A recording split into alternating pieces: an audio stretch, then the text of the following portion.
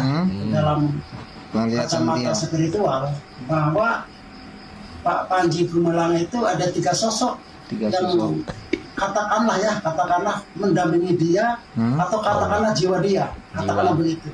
Itu jiwa leluhur. Jiwa luhur. Siapa dia? Itu ada jiwa Bung Karno. Widih. Yang kedua ada jiwa Eyang Prabu Siliwangi. Waduh. Yang ketiga ada jiwa agung yaitu Panglima Sudirman. Waduh. Ini dari kacamata saya. Saya diundang ke sini dalam rangka ulang tahun gitu. Saya hanya bicara sedikit sama beliau gitu. Pertama perkenalan lah ya, perkenalan. Saya dari Ciamis. Yang saya geluti adalah di bidang spiritual gitu. Maka saya melihat sosok Panji Gumilang itu adalah boleh dikatakan ini satu apa ya? Ya Allah. Satu barometer gitu. Barometer. Kemajuan Indonesia. Kalau Indonesia mau maju, ini harus mencontoh apa yang ada di Al-Quran. Karena apa? Karena Islam yang dibawa oleh Panji Gumilang itu adalah Islam rahmatan lil alamin atau Islam Pancasila. Astagfirullahaladzim. Atau Islam Nusantara. Waduh. Karena apa? Pompes ini walaupun saya tuh baru kenal hari ini gitu ya, baru kenal hari ini dan saya baru melihat hari ini, tetapi di mata penglihatan saya itu sudah nggak aneh. Nggak aneh. Karena apa? Karena Panji Gumilang itu terpakai. Ini untuk contoh aja, untuk contoh. Contoh dia didampingi oleh Prabu Siliwangi. Karena apa? Ilmu Prabu Siliwangi itu sila asah, sila asih, sila asuh. Baru Nyiliwangi. Artinya apa? Sila asah. Panji Gumilang itu sudah mengordinir atau mendidik manusia. Itu sila asah. Sila asuh. Panji Gumilang itu sudah menanam cili asuh, dia sudah memelihara ikan, sapi, kambing, itu asuh. Nah, cili asih menanam padi, menanam mangga. Nah, itu cili asuh. Maka cili asah, cili asih, cili asuh. Baru Nyiliwangi. Apa arti Nyiliwangi? Sili itu angin, wangi itu benar. Nah sekarang inilah itu Panji Gumilang sedang meniupkan angin kebenaran.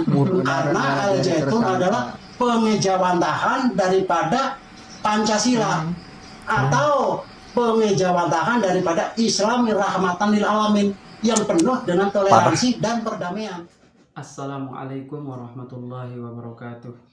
Teman-teman, hari ini saya membawa satu berita yang cukup lucu untuk kita sama-sama tertawakan ya. Kalian boleh tertawa geli dengan berita ini.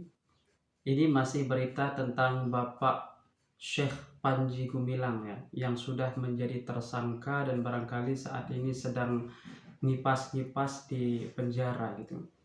Ada seorang ahli spiritual spiritual maksudnya ya.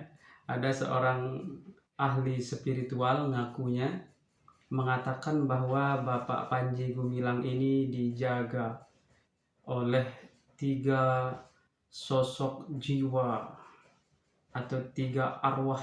Wah, luar biasa. Itu katanya Bapak Panji Gumilang dijaga oleh arwahnya atau jiwanya Siliwangi. Siliwangi ya, kita kan nggak pernah lihat bagaimana rupa Siliwangi kecuali yang diperankan di film-film ya, kan ada film Raja Siliwangi gitu. Saya sendiri tidak pernah baca ataupun mendalami bagaimana sejarahnya Pak Siliwangi gitu. Ya mungkin itu salah satu orang baik di zaman dulu. Kemudian katanya juga dijaga oleh jiwanya Bapak Soekarno yang sudah lama beliau wafat. Mudah-mudahan Allah Subhanahu wa taala menempatkan beliau di tempat yang baik, yang layak di sisi Allah Subhanahu wa taala. Karena Bapak Karno kan sudah berjuang untuk Indonesia, terlepas dari kurang lebihnya ya itulah manusia. Tetapi peran Bapak Soekarno sebagai Presiden pertama Indonesia, sebagai Bapak Proklamator itu sudah sangat luar biasa, dan kita memang perlu mempelajari sejarah beliau, perlu belajar banyak dari Bapak Soekarno supaya kita mendapatkan inspirasi kehidupan, ya terutama yang terkait dengan keindonesiaan. Tetapi statement dari Bapak ini yang mengatakan bahwa Bapak Panji Gumilang dijaga oleh 3 arwah besar ini, ya kalau kalian mau percaya silahkan. Kalau saya sih lebih memilih untuk tidak percaya ya, karena ini kan bukan doktrin agama, bukan ajaran agama, dan bahkan kalau kita kaji dalam agama Islam ya tentu kepercayaan semacam ini bertentangan. Ini mungkin disebut dengan khurafat atau takhayul ya, satu yang kepercayaan yang mengada-ada. Hal-hal semacam ini tidak dibolehkan dalam Islam. Kalau kita sih umat Islam itu dalam kehidupan kita diperintah untuk bertawakal, haqqa tawakkulih ya. Bertawakal itu sebenar-benarnya tawakal kepada Allah Subhanahu wa taala. Jadi yang menjaga kita itu Allah. Cara Allah menjaga kita ya terserah Allah gitu kan. Pasti Allah menjaga hamba-hambanya dengan baik sehingga kita masih sehat walafiat sampai sekarang, begitu. Ini adalah suatu yang sangat lucu sekali ya, di tengah-tengah era zaman modern sekarang ini, ilmu pengetahuan berkembang pesat, masih ada kepercayaan-kepercayaan yang model begini. Kalau menurut saya sih kepercayaan-kepercayaan yang kayak gini nih semakin menyebabkan Islam itu mundur, atau kalau kita Indonesia masih yakin dengan yang begini-begini, ya sampai kapan kita akan move on dari kepercayaan-kepercayaan seperti ini. Tetapi kita juga tidak menghukumi si bapaknya ya, kalau dia memang ahli spiritual dan meyakini seperti itu ya silahkan. Tetapi ketika ini disampaikan ke publik, maka publik bisa mereaksi. Salah satunya saya dari channel YouTube ini, saya sih mengajak teman-teman untuk berpikir gitu, berpikir sehat, berpikir ulang, gunakan iman, gunakan takwa, coba lihat di Al-Quran, lihat di Al-Hadis, itu apakah kepercayaan semacam ini sesuai dengan akidah kita. Kalau saya sih selama yang saya baca dari ilmu-ilmu keislaman ini tidak sesuai, sehingga kalau saya mengambil tolok ukur dari ajaran Islam ya ini sangat bertentangan, sehingga saya punya hak untuk menolak kepercayaan ini, untuk tidak percaya sama sekali gitu. Dan lagian apa juga fungsinya gitu dijaga sama 3 arwah tetapi toh tetap juga di neraka, di dalam penjara begitu kan. Nah jadi seperti itu, dan nanti di akhirat juga ya sama, apakah itu Raja Siliwangi, apakah itu Bapak Soekarno, dan kita semua setelah meninggal dunia nanti itu akan sama-sama dihisab oleh Allah Subhanahu wa taala di akhirat. Sama-sama akan mempertanggungjawabkan amal yang sudah kita lakukan di dunia. Jadi kalau ada amal-amal baik dari orang-orang terdahulu ya kita contoh gitu ya, bukan kemudian kita malah meyakini arwahnya itu masih muter-muter di dunia, menjaga orang-orang tertentu. Hal-hal semacam ini ya lucu aja kedengarannya gitu. Jadi cukuplah kita sebagai seorang muslim bertawakal kepada Allah Subhanahu wa taala.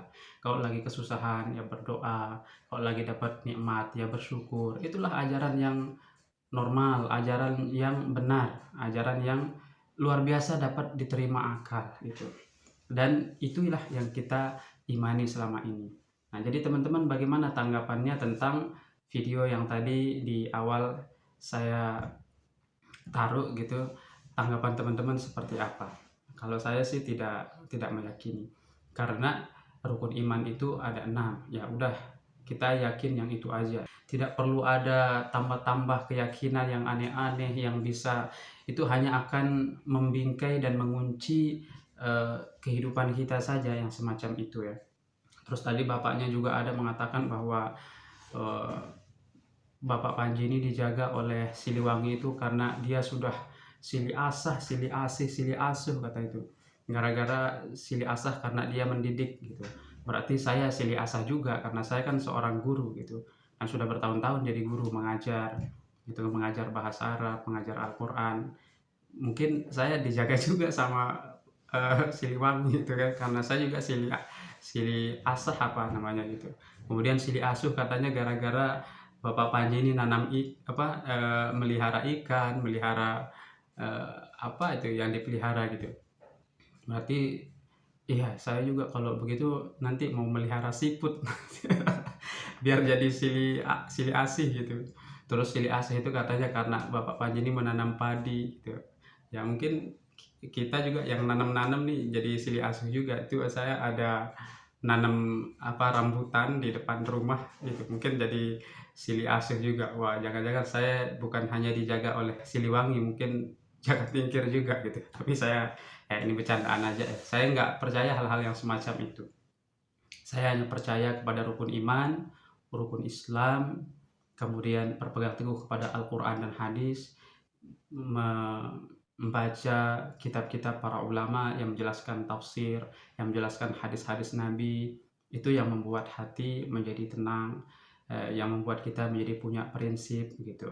Jadi tenang saja, bukan hanya Pak Panji kok yang cinta perdamaian, yang cinta toleransi. Kita juga cinta toleransi, kita suka perdamaian, makanya kita berdamai dengan orang-orang yang di luar Islam. Itu kita bersahabat, kita berteman dalam hal-hal yang baik untuk kemajuan negara kita gitu. Barangkali itu saja dari saya. Demikian, assalamualaikum warahmatullahi wabarakatuh.